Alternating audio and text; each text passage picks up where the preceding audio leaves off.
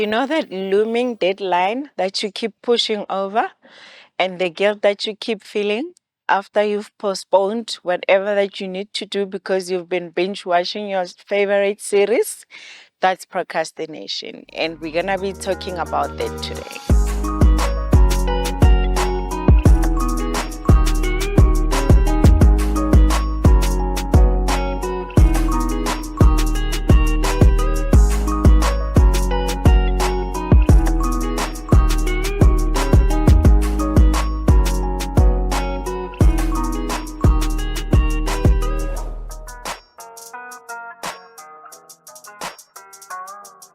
Hi there, this is Sophie Sitole, your life coach, business coach, motivational speaker, and your favorite mentor for the youth and young adults.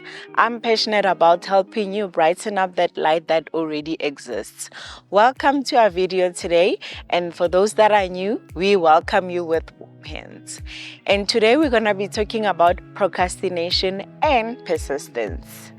We found ourselves stuck with being persistent because there's reasons that lead us to that. But in most cases, we'll just end up saying, I'm lazy to do whatever that I need to do. Or maybe you don't want to do it because you don't like whatever that needs to be done. But in actual fact, that is not the reason. So it's your lucky day today because I'm going to tell you the main reason that's making you procrastinate. See, with procrastination, which is the universal experience that everyone is going through, I just want to say to you, you either procrastinating because you are a perfectionist, you feel like whatever that needs to be done, it's not too perfect for you the way you want it to be, or it could be that you've got the specific fear that's making you not to do what needs to be done.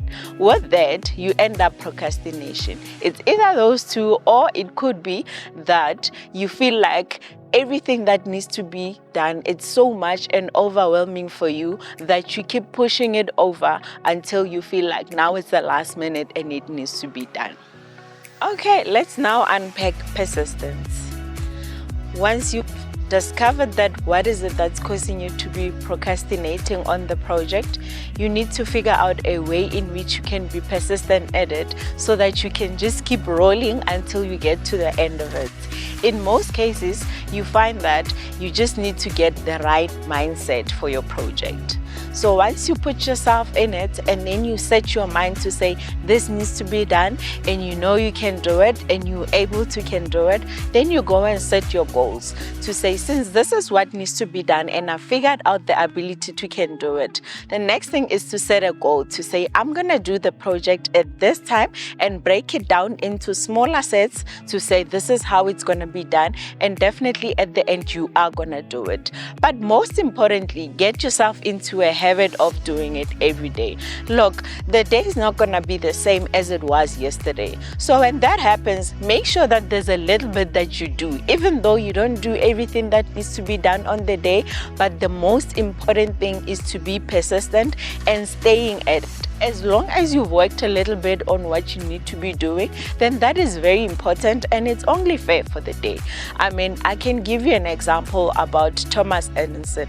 Now, Mr. Bob, yes, he tried to do the experiment 1,000 times, and what he says is that he found instead 1,000 ways that did not work. But that did not stop him from doing what he wanted to do. He went on with it, and at the end, he succeeded because he was being persistent at the project the whole time. So once you do it, you will definitely get into it and it's mostly gonna be done.